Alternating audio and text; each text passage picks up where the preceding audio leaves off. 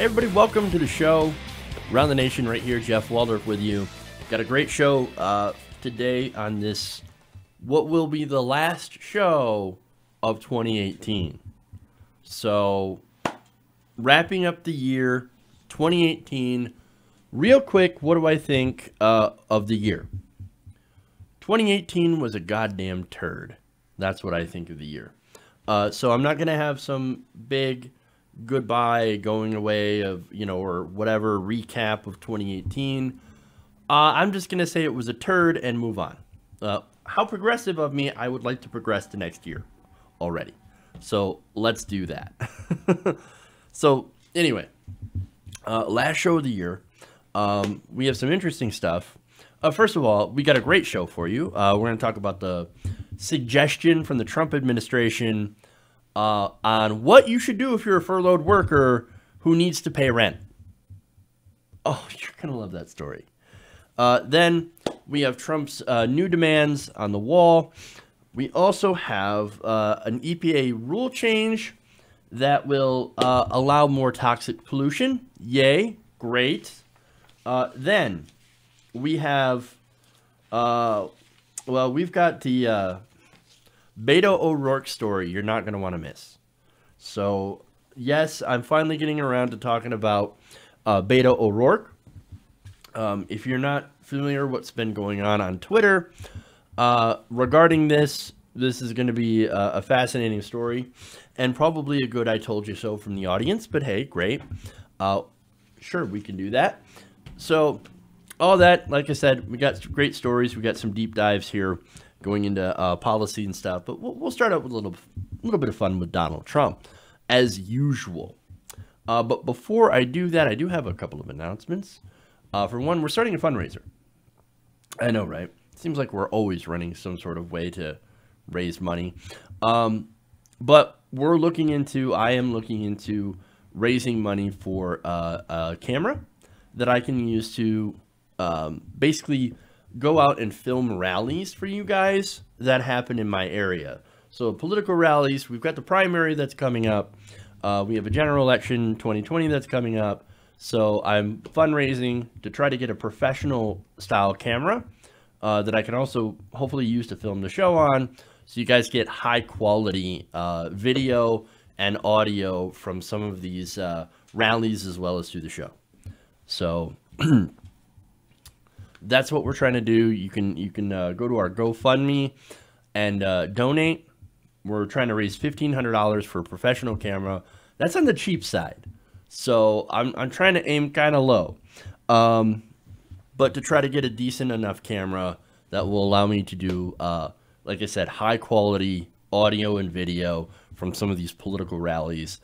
I plan to be a little bit more mobile, get around to some of these rallies and maybe interview some politicians if I can, people that are running, all that stuff. But of course, I do need resources and help to be able to do that.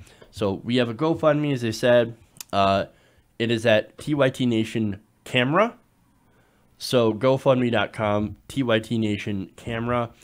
We've got a link in the description right now of this live stream. We're going to put it in the description of our videos as well. So just click the link if you want to help out, if you want to contribute.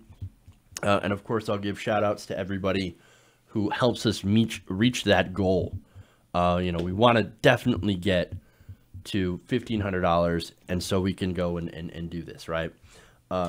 We can get this camera. All right. That said, like and share the stream, and we're going to head out. We're going to do some stories. All right. We will start out with... Not that. Hold on. All right.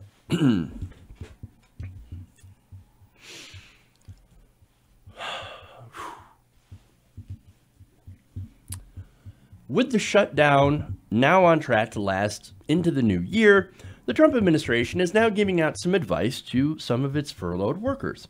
Now, one of those pieces of advice is, hey, if you have to pay rent, which a lot of us do, that's okay. Just ask your landlord if you can do some chores. I'm not kidding. This tweet here from the U.S. Office of Personnel Management. Now, this was tweeted out on yesterday, contained advice to federal workers on how to explain their financial situation to creditors and landlords, including a sample letter with the suggestion that they offer to perform chores in exchange for rent payments. What? Whoa! That it says, I will keep in touch with you to keep you informed about my income status, and I would like to discuss with you the possibility of trading my services to perform maintenance, e.g. painting, carpentry work, in exchange for partial rent payments. One sample letter to a landlord read. Yeah, I'm sure that'll work. I mean, landlords are often the most understanding, especially the large corporate ones. In fact, the more corporate the landlord is, the more understanding that they'll be. And the more they'll be willing to take your services in exchange for it. Are you kidding me? Are you kidding? This is the actual advice that the government is giving you. Sorry, we can't give you a paycheck because Donald Dumbass shut down the government over his border wall. But don't worry, we have a plan for you. You could just do this. And not only that, they had more advice. The agency also urged workers to, quote, please consult with your personal attorney for any required legal advice amid the partial government shutdown. Wait. Because people who have to do chores for their landlord in order to make rent also happen to have a personal attorney on retainer. I mean, come on. Maybe they should just not tweet advice at all, because this advice is really bad. Now, of course, social media, the internet decided, hey, you know what? We're also going to jump into this. Because of course they do, right? And here's a couple of the responses that I want to share with you guys. Jeff Patterson says, speaking of one of those feds, it's nice of you to offer meaningless letters and suggest, while we have no pay coming in, that we incur legal expenses as well while we descend into debt. Thanks so much. Insanity5 tweets in, next FDA will tweet out, feds, low-cost nutritional food you can eat during the shutdown can be found in cat food, dog food, and samples at Costco. Please consult your personal chef as well. We'll be providing food pantry addresses shortly. Well, at least the food pantry addresses might actually help more than that ridiculous advice. Kiki Martin tweets something that's fairly obvious. Most people don't have a personal attorney, right? It's like they don't understand. It's like they don't get it. Whoever tweeted that out obviously does not understand a thing. And then she adds, that's 2018 speak for let them eat cake. Indeed. And finally, Patricia Clark Thomas says, yeah, I wonder how that's going to work for them. Of course, according to Trump, most of these workers are Democrats, so they don't count, right? Well, yeah, that's according to the president, who, again, it's his fault that we're in a shutdown right now because he's asking for $5 billion for the wall.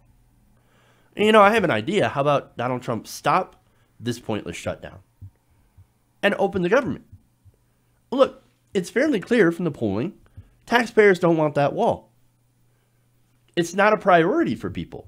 And even if he did get it, it wouldn't work anyway. In fact, I want to give you a poll here. According to a Business Insider poll, only 19% of respondents said a border wall would be the best use of $5 billion. That's how much he's asking for, right? And this is in response to an Alexandria Ocasio-Cortez tweet on this issue, by the way, that said that, hey, I know of a way that we can actually spend $5.7 billion, and it's not on Donald Trump's stupid wall. Now, there was an actual poll created because of this, and this poll said that 36% of respondents said that $5 billion would be better spent on healthcare. 30% said they would want the funds to go towards infrastructure. In total, 81% of respondents said the best use of the $5 billion would be either on healthcare, education, or infrastructure, not on a border wall. which, by the way, that $5 billion that he's asking for and that he is, well, no, not asking for, that he's demanding and has shut down the government for, would not fund a very large portion of that wall at all. It would just fund basically a small portion of it. Okay, that whole wall is expected to cost anywhere between $20 to $70 billion for the whole thing. So here's what they do, right? Here's what he's doing. He's shutting down the government and hurting real people over a section of the wall. And you know what that is? It's dumb. It's really dumb. And not only that, but disastrous politically, as Trump is now back to his lowest approval rating since Charlottesville. People overwhelmingly are blaming him for the wall, or I'm sorry, for the shutdown. And of course, that's what he wanted. That's what he admitted. He said, Chuck, I'm happy to shut down this government over this wall. I'm happy to take the blame. Well, and guess what? Now you are, but you don't look so happy now, do you? Apparently not. All right. There's more information on that wall. All right.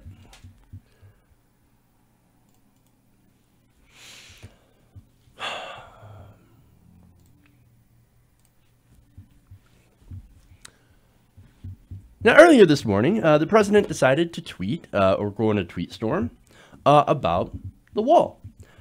He said that if Democrats refused to fund the border wall, he would close down the southern border. Now, I want to read you these barely coherent tweets here in order. He said, "We will be forced to close the southern border entirely if the obstructionist Democrats, irony, do not give us the money to finish the wall and also change the ridiculous immigration laws that our country is saddled with. Hard to believe there was a Congress and president who would approve. The United States loses so much money on trade with Mexico under NAFTA, over $75 billion a year, not including drug money, which would be many times that amount, that I would consider closing the southern border, a profit-making operation. We build a wall or close the southern border, bring our car industry back into the United States where it belongs, go back to pre-NAFTA before so many of our companies and jobs were so foolishly sent to Mexico. Either we finish the wall, or we close the border." Oh my God. All right. Now, wait a minute. NAFTA? I thought you renegotiated NAFTA. I thought that was a big achievement. You're like, I'm going to renegotiate NAFTA, and then I'm going to change the name of it. It's not NAFTA anymore. Yeah, it's not NAFTA anymore. You did change it. You renegotiated it and really didn't change anything. And now you're like, got to go back to pre-NAFTA days. You could have done that, but you didn't because you're an idiot. Oh. He continues. Honduras, Guatemala, and El Salvador are doing nothing for the United States but taking our money. Word is that a new caravan is forming in Honduras, and they're doing nothing about it. We will be cutting off all aid to those three countries, taking advantage of U.S. for years. You know, he does realize that cutting off any and all aid to Honduras, El Salvador, and Guatemala, places that are ravaged with poverty, right? Poverty that these people are trying to escape, will actually make more people want to come to the United States to escape that poverty. And of course, about the caravan. Again, more fear-mongering about the caravan, which, by the way, a lot of the people, members of that caravan, well, again, most of them are asylum seekers, and a lot of them actually decided to stay in Mexico. But again, of course, he's not very smart, right? He's not self-aware. He's not a very stable genius, okay? And apparently is under the impression that the United States would actually make money, that would somehow profit by closing the southern border. to all commerce. That's what that means. Now, he says, well, the United States has a trade deficit with Mexico anyway. So we're not making any money. We're losing bigly. The thing is, Mexico is our third largest trading partner. So actually, there's upwards of $30 billion of goods that are shipped across the U.S. southern border on a monthly basis. You shut down the border, you stop that commerce, right? You stop all of that economic activity, and it goes both ways. But see, Trump is so dumb. He thinks that a trade deficit means we're not getting any sort of benefit from trade with Mexico. But that's not true. That's not true at all. Yes, we trade with Mexico. They send us goods, right? And we send them goods. But right now, the trade deficit basically means that we import more from Mexico than we ship to Mexico. But we still ship to Mexico. We shut down the border. We're not shipping anything. And by the way, there are a lot of companies and a lot of small businesses and things that do get things from Mexico that are shipped in. That'll stop. And guess what happens when that stops? Those businesses will start to suffer. Those businesses might go out of business. And look, this could be bad enough, since they are our third largest trading partner, to send the United States into a recession. But of course, he's an idiot. He doesn't understand that. So he's willing to put us into an economic recession in order to get funding for his stupid wall. Which, by the way, interestingly enough, the whole purpose behind the wall is to restrict the border, right? And to stop people from coming in or going out. Because that's what happens when you put up a wall. But here's the thing. He wants to shut down the border without a wall, right? Well, if he can shut down the border without a wall, then why does he need a wall? Right? It doesn't make any sense. But hey, welcome to Trump's world, where nothing makes sense. Of course, this whole idea of shutting down the government for a stupid border wall that nobody wants is not going to bode well for him. He's already down in the polling. Morning Consult poll just saw his approval rating dip below 40%. That's back to, hey, those neo-Nazis in Charlottesville were very fine people. We're back to that territory. And it's not getting any better. It's going to get worse the longer this stupid shutdown goes on. And it's all, of course, Trump's fault. But hey, man, look, if you want to die on that hill, well, that's up to you. But I can guarantee you, you are not getting 1 cent for that stupid wall. Okay.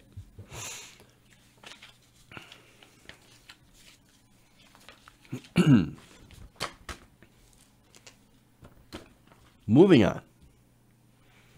Let's get into some policy issues here. Now,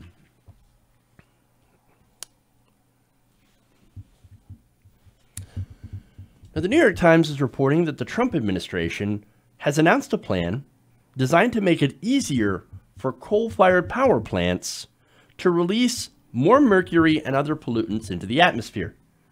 Now, this comes, not long after the reports that we should stop fossil fuels, that we should keep them in the ground, that we should stop burning coal and transition to 100% renewable energy before the world turns into a giant ball of fire.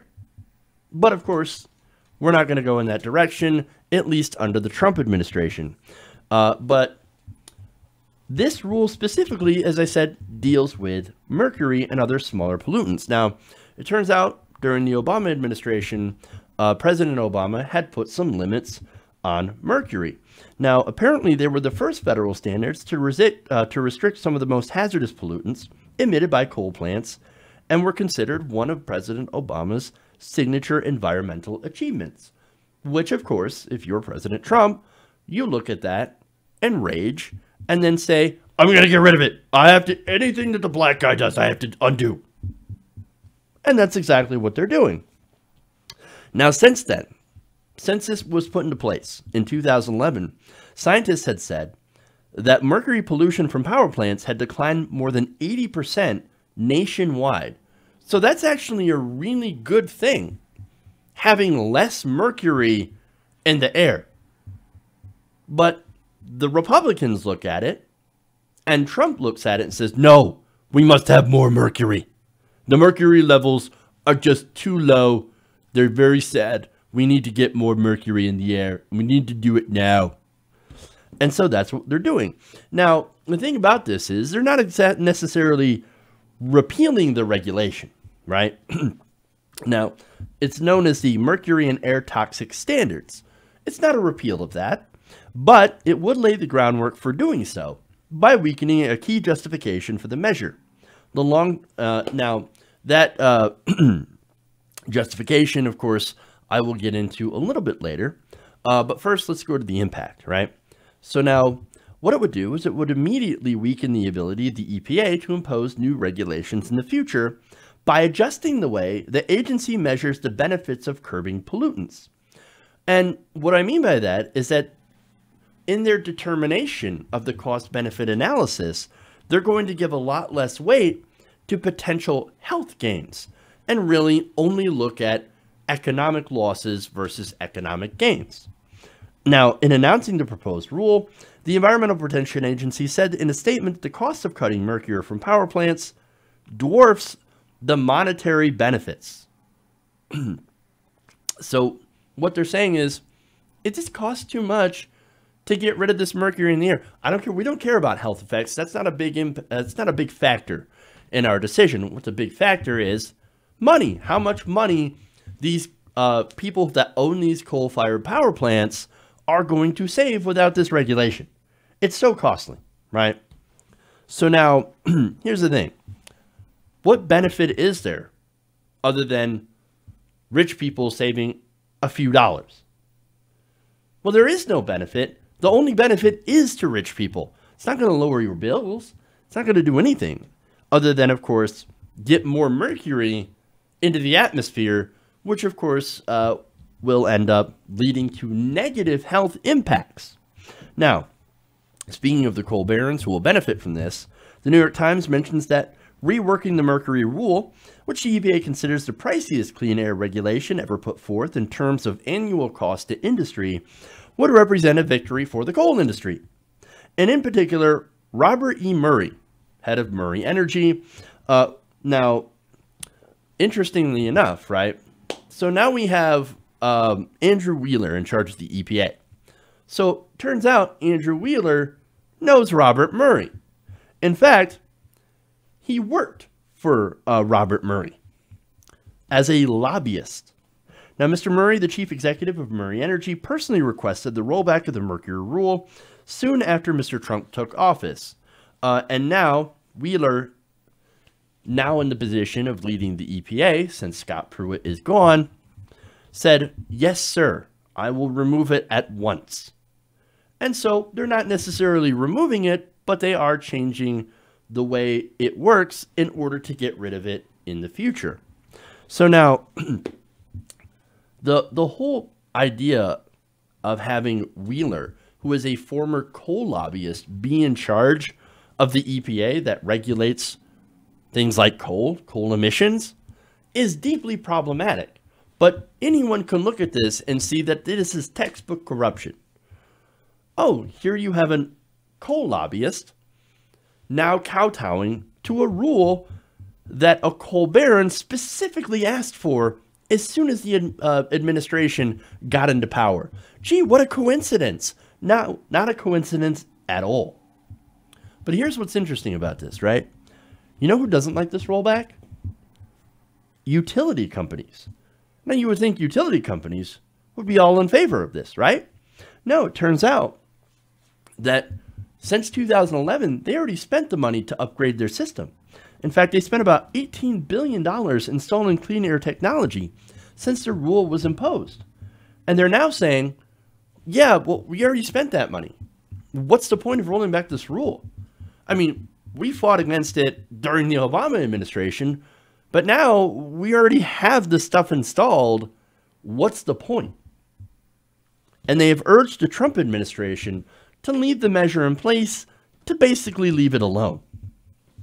In fact, Jeffrey Homestead, partner at the law firm Bracewell, who served as EPA air chief under the second president, George Bush, said, quote, "There's nobody who operates power plants who was asking for the rule to go away."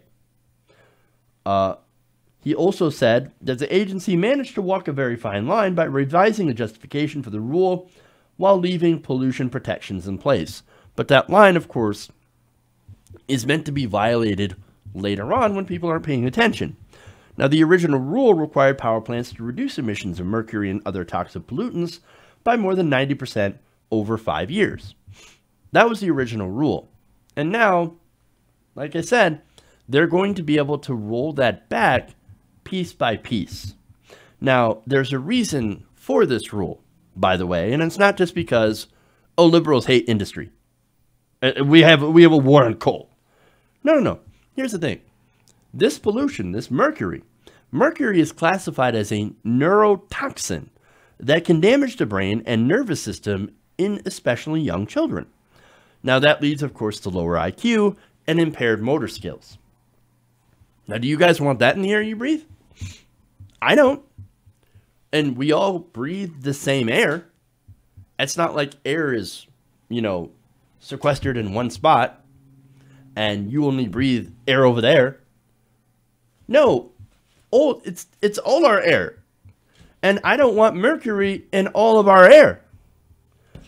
Now, furthermore, the impact of this, according to the Obama administration estimates, the measure would prevent as many as 11,000 premature deaths from asthma and other respiratory diseases or heart attacks. So they put this rule in, and they estimate that it could save 11,000 people's lives by doing this rule.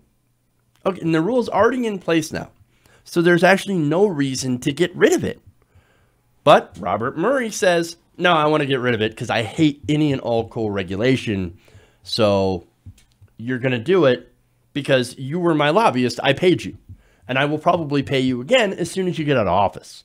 And that's what's going on here. Now, not only that, but yes, there are huge health impacts. Also, the Obama administration found that up to $6 million annually in health benefits would be basically given directly from curbing mercury. So that's important, right? So that's what they're going to look at now with this rule change instead of what I'm going to tell you now. This is another stat. The Obama administration also found an additional $80 billion in health benefits a year by, among other things, preventing the 11,000 premature deaths. That came not from curbing mercury itself, but from the reduction in particulate matter linked to heart and lung disease that also occurs when cutting mercury emissions. So there's actually something that they call that, and that is an indirect benefit, right? Now, the new rule wants to only look at direct benefits. So $80 billion and saving 11,000 people, they're not going to consider that. All they're going to look at is it saves $6 million annually in direct health benefits.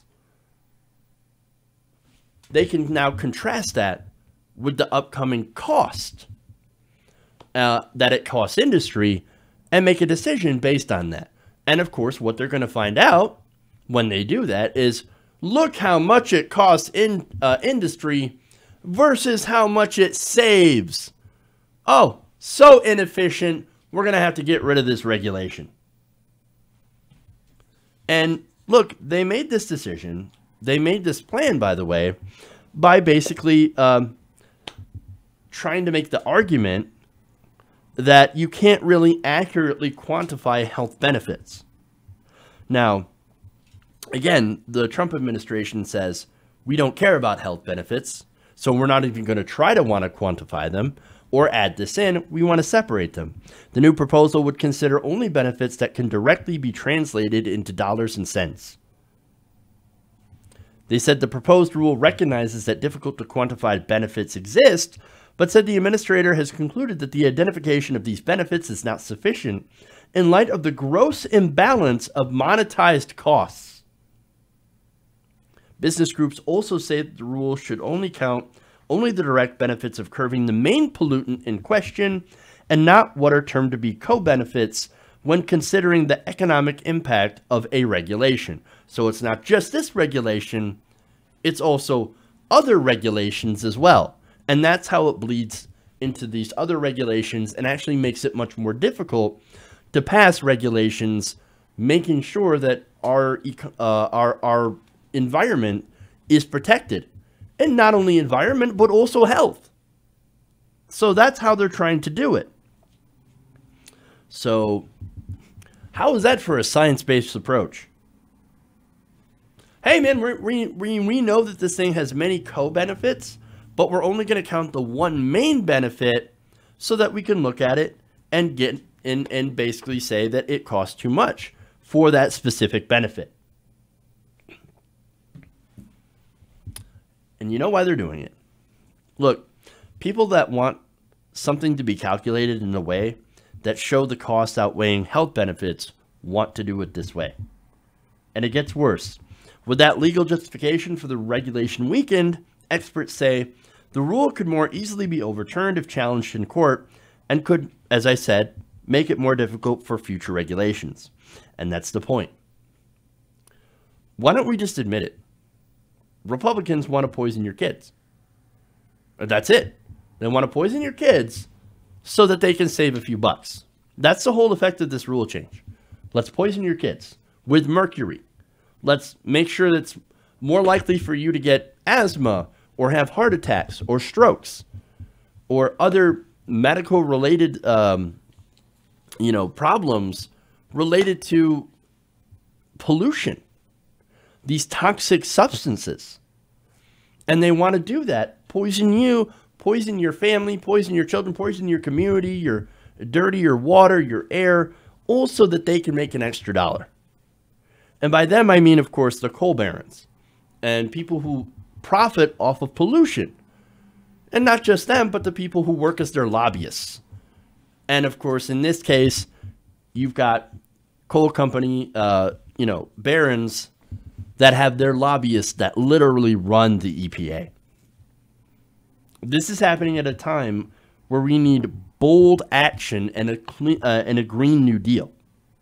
And yet here we have this textbook corruption from Andrew Wheeler and Donald Trump and the Trump administration, Republicans, deregulating coal, deregulating mercury. This has to end.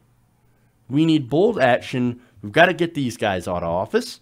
We've got to end the corruption, get money out of politics so that we can save our health and our world. Okay.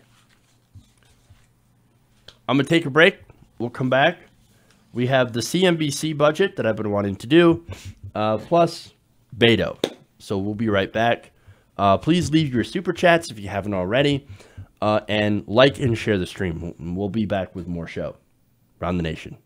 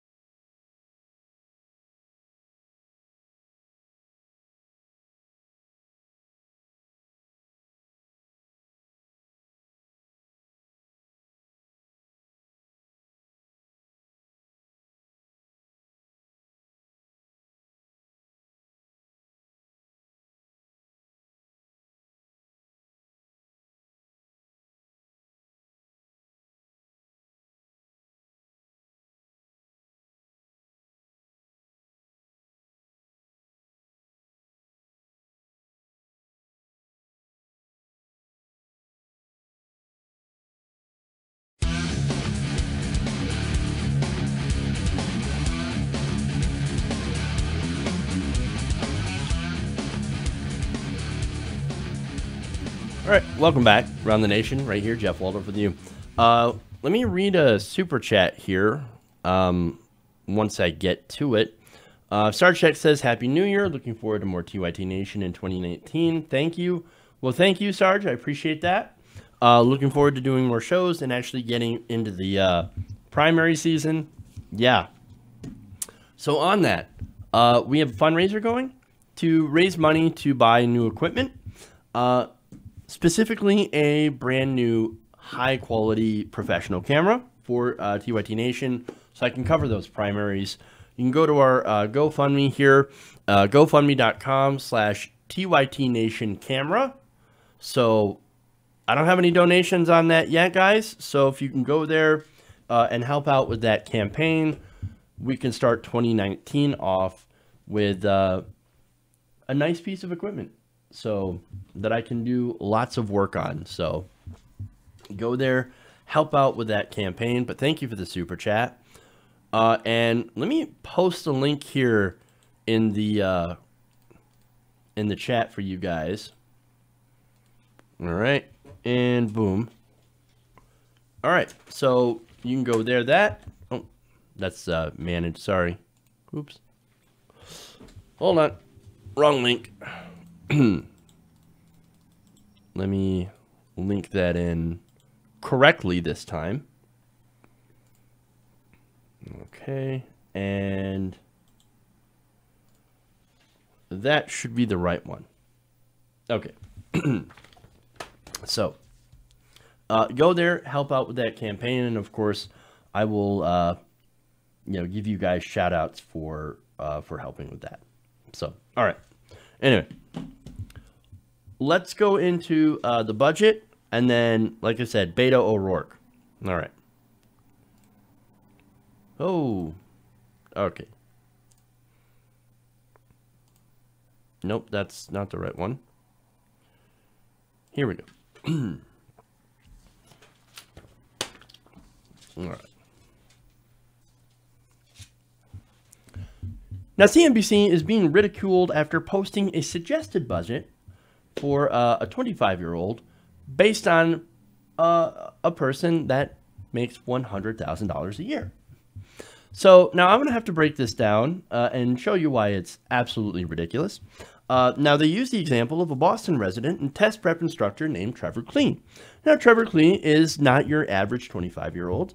He's self-employed. He's actually doing very, very well. Now, I want to show you that budget here, this pie chart, how it was broken down. And it was actually designed by CNBC's Emmy Martin. And here is that. All right, so typical monthly spending, $2,775. Now, keep in mind that that's in the Boston area, right? Now, the largest part of that, of course, is rent, $825. Now, if you lived in the Boston area, you might be looking at this saying, wait a minute, how the hell does this guy afford $825 for rent? Well, he does so because he lives with 4 different roommates. Now, the second biggest expense is donations at $615 a month. Now, who's got money to donate? Now, if you do, well, that's great. But $615 a month, wow, that's quite a bit. Now, I wish I had that much money to be able to donate. I certainly know a lot of people who could use that money. Now, they also have a cell phone budget of $40, which, of course, again, $40 for a cell phone plan, you'd have to be pretty smart to be able to find a plan like that, or likely be on his parents' plan. An internet service at $20 a month. $20. Now, again, he's got the benefit of sharing the bills with several of his roommates, well, his 4 other roommates. Now, that food budget is $650, $400 for groceries, and $250 for dining out. And, of course, utilities, $195, as you can see. Again, you have roommates, $130 for transportation, $270 for health insurance, and, of course, $30 for a housekeeper. And of course, if you follow all this advice in this pie chart and pay the amount that Mr. Klee pays, well, then you could make ends meet for just $2,775 a month or $33,000 a year in Boston, Massachusetts. Now, do the numbers work? Well, yeah, they do. Yeah, you can see that the numbers actually work, but is his example, his example is incredibly rare. Most people don't live in that situation. So it is kind of weird that CNBC picked this guy out and basically made an example that everybody can follow. It's almost like pointing at somebody who's a millionaire and saying, well, you could be a millionaire too if you inherited money from your father. Okay, yeah, you could, but it's kind of a rare thing. It doesn't really happen for the majority of people. Now, there's more, of course. Notice how there isn't really any student loans. Well, Klee was able to graduate college without having to take out any debt for student loans. Now, that would be really, really nice. But then again, that begs the question of how did he actually pay for it? I could save a lot of money if I didn't have student loans. I'm sure you could save a lot of money too. In fact, according to a February 2018 article from CNBC, that estimates that approximately 70% of college graduates today have incurred significant amounts of debt from student loans, an average of about $37,000. Now, that's $20,000 more than 13 years ago.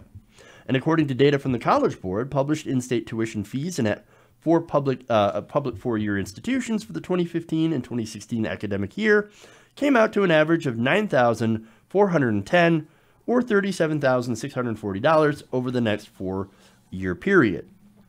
Not only that, student loan repayments calculator finds out that if one were to pay the 4.29% interest rate on that amount of undergraduate loans in the 2015 to 16 academic year over a 10-year loan term, a borrower would have a monthly payment of about $386.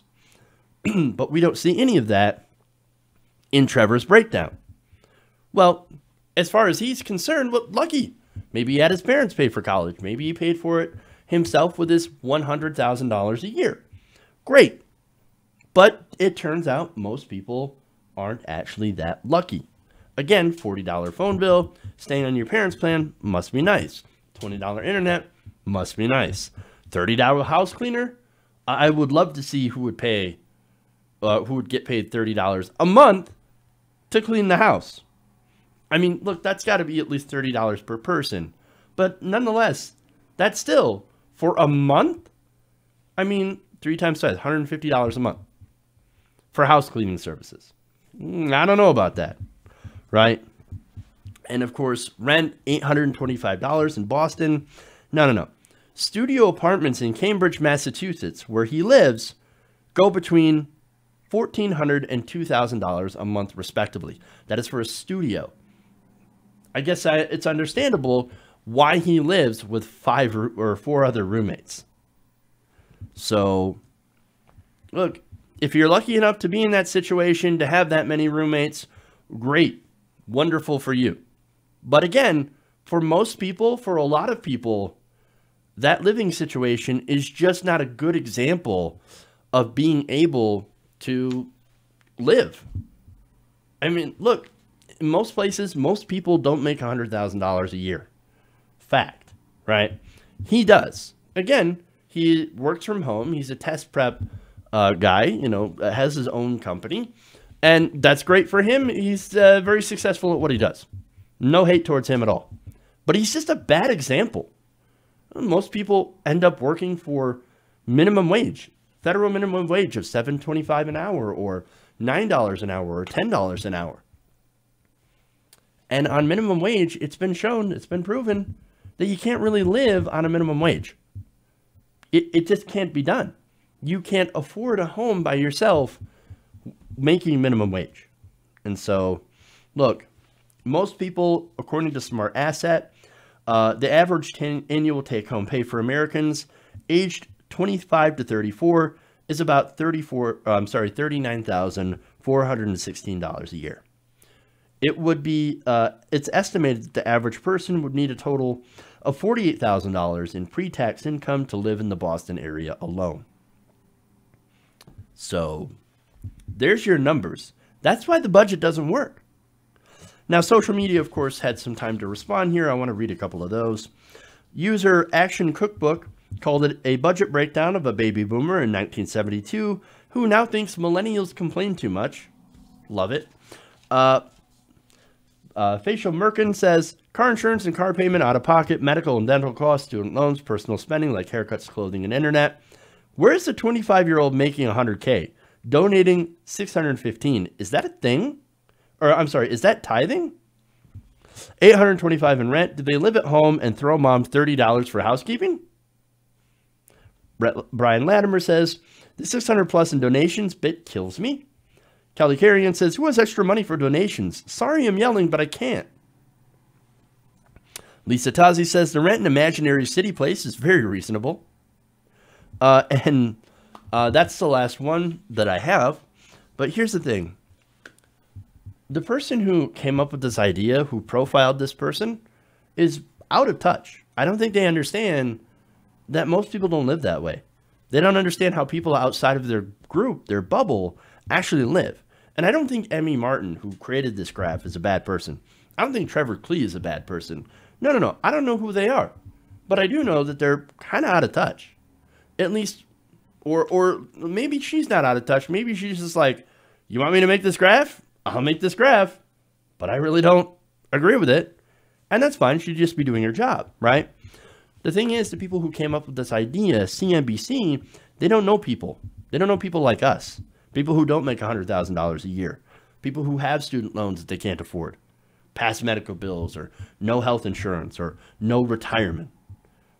Maybe, look, maybe they need to have Martin do another budget.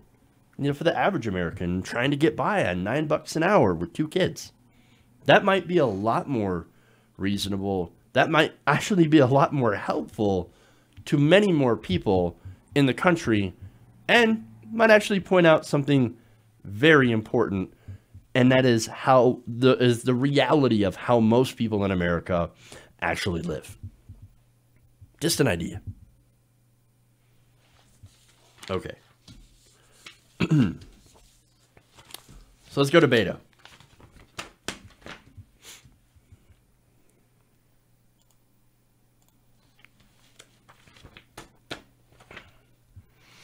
All right.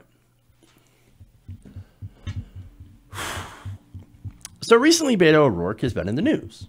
And that is, of course, concerning a possible 2020 run. Now, articles have been all over Politico, The Hill, Washington Post, Daily Beast, basically through a lot of establishment media. Now, I thought that was very curious when I started seeing these Beto 2020 things pop up over the last month or so.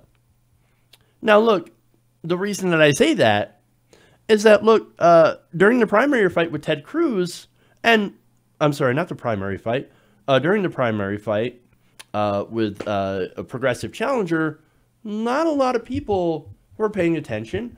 And it was only during the fight with Ted Cruz that some of the national media started to pay attention. And that, of course, is when he started raising a lot of money, right? So now, afterwards, after he lost to Ted Cruz, why is he getting all this media attention? Again, I thought that was very, very curious, right? Well, it turns out that Beto may not be the progressive that we've been looking for, but is perfect for the establishment. Now, hold on. Before you guys start rage tweeting or rage commenting, let's be fair. Let's look into his record and see if he's actually progressive or not. I mean, again, he said he was in favor of Medicare for all, right? Well, okay. Well, let's look into that. Now, there's a Politico article from July that said that, at least for a time, he had sworn off using the terms single payer or Medicare for all. Well, why would he do that? Well, I mean, maybe he was taking advice from the Democratic strategists. Now, look, the Democratic Party has said we need to avoid talking about Medicare for all. Now, to me, that's a red flag, right? So what did he say instead of Medicare for all? Well, he used the phrase universal, guaranteed, high-quality health care for all. Well, it's so much easier to say Medicare for all because Medicare is deeply popular. Medicare for all is deeply popular. So I don't quite understand why you would go back to saying something that is very long and convoluted. Unless, of course, you're attempting to be opaque.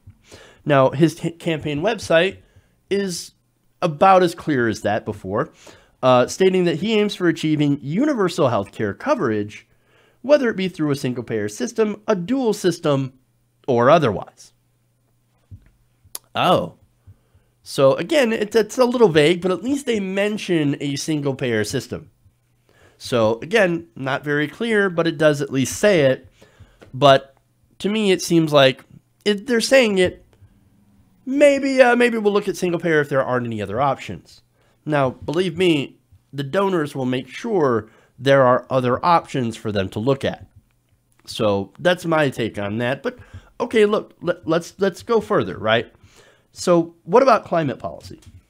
Now, look, on climate change, it's very clear. We've got about 12 years to massively turn around our economy and get away from fossil fuels. We need the Green New Deal, right? So now that we're having a conversation about the Green New Deal, where does Beto O'Rourke stand?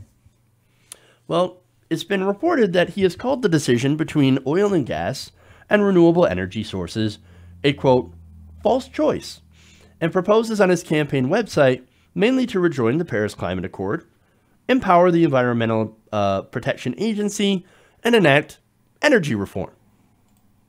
Okay. Now, that's not terrible, but they are establishment positions, which, hey, if you're into that, okay, but that's not the bold action that we need on the climate. We need to be in emergency mode, red alert, because the climate is in some serious trouble. Now, a lot of people have gotten concerned from his not-so-progressive stances on these positions. Now, one of them is Elizabeth Bruenig. Now, she wrote a mild criticism of O'Rourke's record after looking into it. Now, she wrote, I think the times both call for and allow for a left populist candidate with uncompromising progressive principles. I just don't see that in O'Rourke. O'Rourke's statements on energy have been surprisingly thin. Beto is a lot like Obama. True, it's perhaps time for left-leaning Democrats to realize that may not be a good thing. So that's Elizabeth Bruenig. That's some mild criticism, right? Now, what does O'Rourke say? Well, here, actually, let's go to what Democrats are saying. This is Brad Bannon, who's a Democratic strategist, and he talked to Newsweek. It said, quote, look, Beto O'Rourke isn't a young Bernie Sanders. He's more like a young Joe Biden. It seems that he has always been Obama-esque.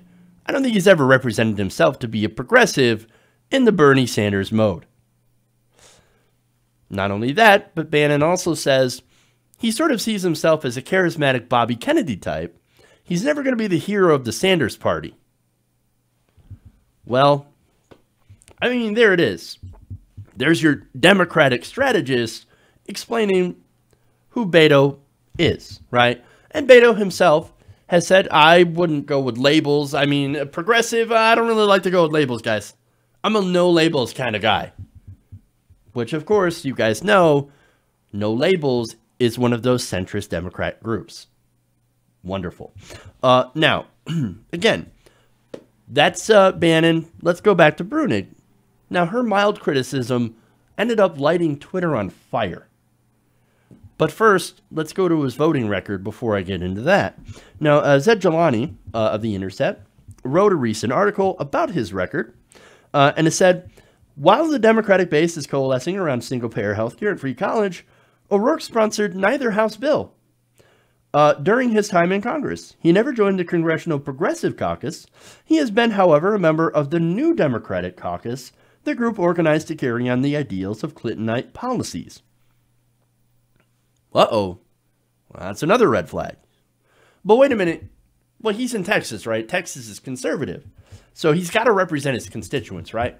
And his constituents have to be more conservative because they're in Texas, and he's just following the will of the voters, guys.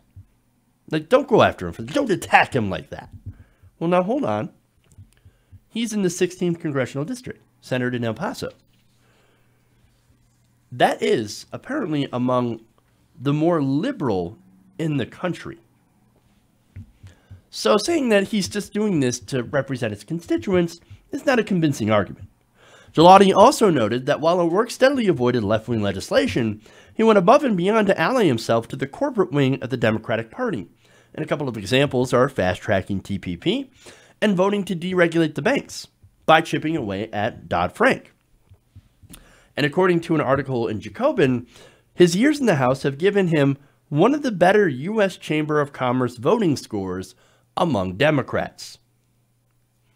We know the Chamber of Commerce is overwhelmingly pro-corporate. Now, of course, you can point out correctly that he doesn't take corporate PAC money. I know because I pointed it out all the time when he had my support against Ted Cruz. And I did support him. You guys can go back and you can look at the videos, right? But there's some information that I've learned since then. Now, it came in the form of a tweet from journalist David Sirota. Now, he tweeted basically a very simple breakdown from Open Secrets of where Beto O'Rourke got a lot of his campaign contributions, right? Now, that tweet, as I said, contained finance data showing that O'Rourke received a lot of money from the oil and gas industry. Well, now, wait a minute. He didn't take corporate PAC money, right?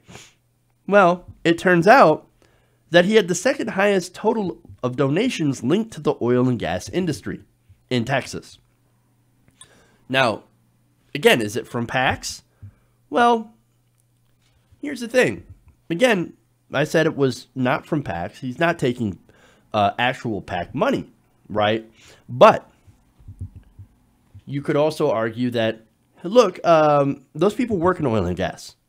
And look, he's in the middle of Texas. So you know, it's the employees, and the employees are progressive, and they're supporting him. And O'Rourke is totally progressive. But no, I wish that were the case. It turns out that it's not the case. According to investigative reporter Alex Koch, who looked into this, of the $430,000 that O'Rourke's Senate campaign received from individuals who work in the oil and gas industry, 75% has come in the form of large donations over $200. And those donors include more than 24 oil and gas executives. More than 30 donations were maxed out above at $2,700. So 30 oil executives maxed out on their donations to O'Rourke. These aren't progressive employees. These are oil and gas executives who, of course, profit off oil and gas. Now, it turns out that O'Rourke, in taking that money, broke his no fossil fuel money pledge. Now, that was a commitment to reject campaign donations over $200 from fossil fuel PACs and executives that was endorsed by 16 environmental groups. Beto O'Rourke signed that. Oops. It turns out that he violated his own pledge. Nonetheless, you point out that record in those contributions, well, that's going to lead to attacks on Sirota and Koch from none other than Center for American Progress head Neera Tanden. Now, the Center for American Progress also takes money from fossil fuels as well as corporate donors. So they're not necessarily in favor of progress, but more of we're centrists, we're pro-corporate, and we're going to take corporate money. So when Neera Tanden calls looking into someone's record dangerous, and not only that, but saying that it's a coordinated attack from the Bernie bros, well, that throws up a huge red flag. And so I think we have enough red flags here to make a real determination. And that, of course, is that we got hoodwinked. Now, I know some of you are saying that from the beginning, and you were right. Now, was he better than Ted Cruz? Of course he was. And if it were between Ted Cruz and this guy, I would vote for Beto. Of course, I'm not an idiot. But at the same time, look, you have to look at the record and you have to examine it fairly. And what you see from this record is that Beto is not progressive. He is not a progressive. And so a lot of us ended up getting duped. Now, there's no shame in that, of course, right? You have to look at the facts, and really, we have to be more careful. And I'm saying we as people in the media, even the Young Turks, Cenk Uygur, you know, he talked to Beto, interviewed Beto plenty of times. Even he got duped. You know who didn't? Interestingly enough, Jimmy Dore. So Jimmy Dore actually gets some credit here for seeing Beto for who he actually is. But what we need to do here is we've got to vet candidates better. We've really got to dig into their past to find out who they really are and if they're actually progressive. And if they're not, to at least let people know so that they can make their own decisions. All right. That's it. That's all I got for you guys today. Man, this is the last show of the year. Oh, that's crazy. But anyway, so thank you guys for joining me. Thank you guys for a wonderful 2018. We'll see you guys next year. Let me check on my fundraiser here. This is still no donors on this one. That is TYT Nation Camera. That's GoFundMe.com/TYT Nation Camera. Help us get some better equipment so we can do some more in-field stuff that doesn't look or sound terrible. I want to do that stuff for you guys. But I need a little help. So thank you. Also, let me see if we have any more super chats before we go. One from Postboy King, who didn't say anything, but thank you anyway. I appreciate that. All right, guys. Thank you. Love you guys. And remember, change begins with you. Good night, nation. We'll see you guys in 2019 on Wednesday. You have a good holiday. Happy holidays. And enjoy your new year. We'll see you then.